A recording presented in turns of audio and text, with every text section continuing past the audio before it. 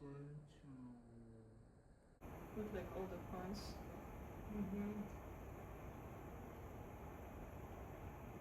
And also, if at some point you are not able to zoom in, you can double click like that. You put again. Cool. That's amazing. Is that the same as hitting space? It's what? Space button? Space button. Does it do the zoom in thing when you hit space on space bar? Yes. Okay.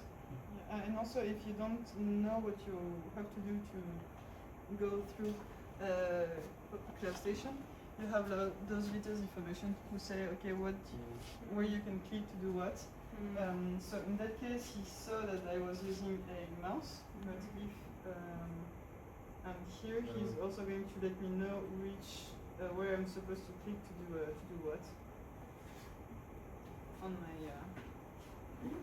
And here after I can also this is just going to be physical, but how I want to put that. I think it can be still a bit increased. I'm going to also check by color my strips, and we see how it goes like way better right now, or how it's like all switching together. Cool.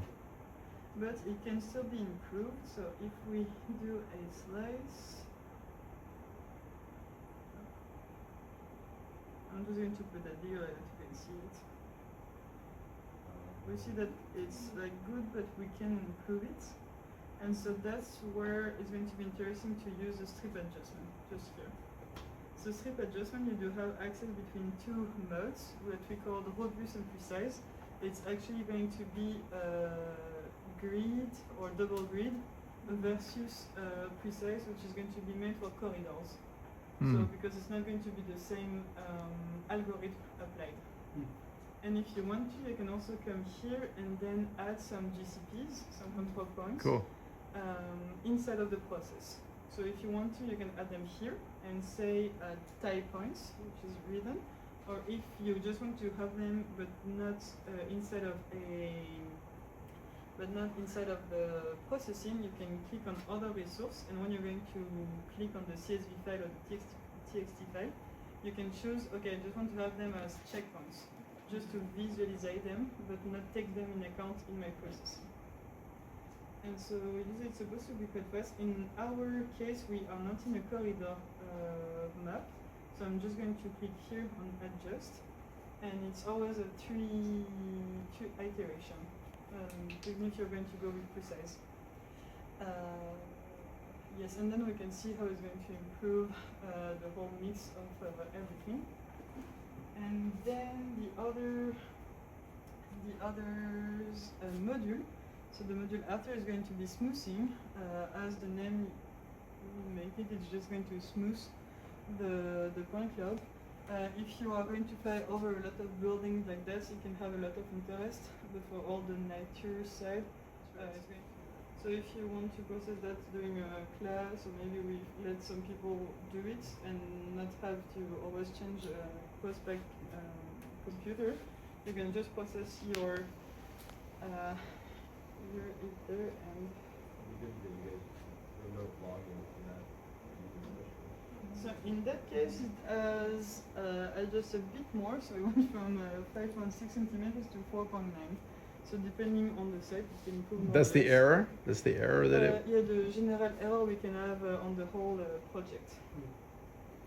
And then we also have access to a report, just to see how it went. So always the yellow button.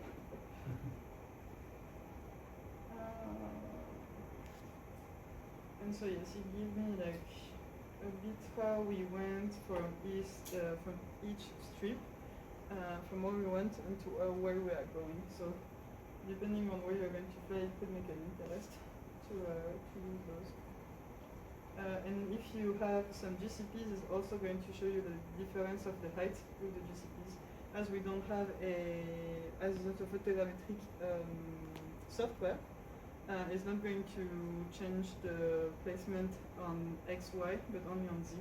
And so usually the GCPs, you will need to take them on something pretty flat, around 1 meter flat. If it's like on the top of a rock, it won't help a lot. Okay, and if you have not clicked on report there, you can actually have it here, strip adjustment, and you have the report there now.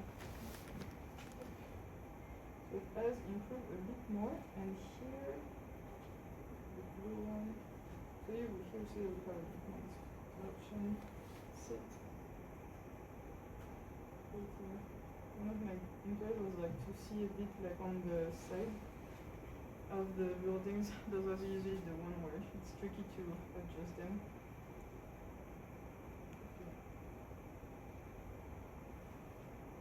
Okay, and then I can go back with elevation.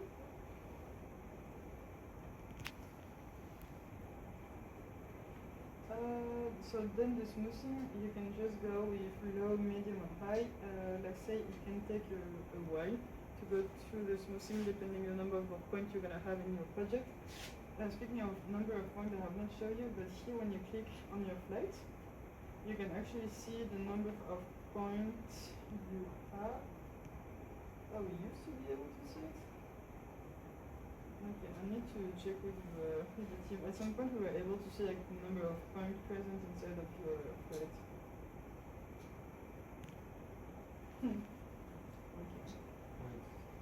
Yeah, there you go. So this time we have 28 millions of points for this flight. It goes fast, right? Cool.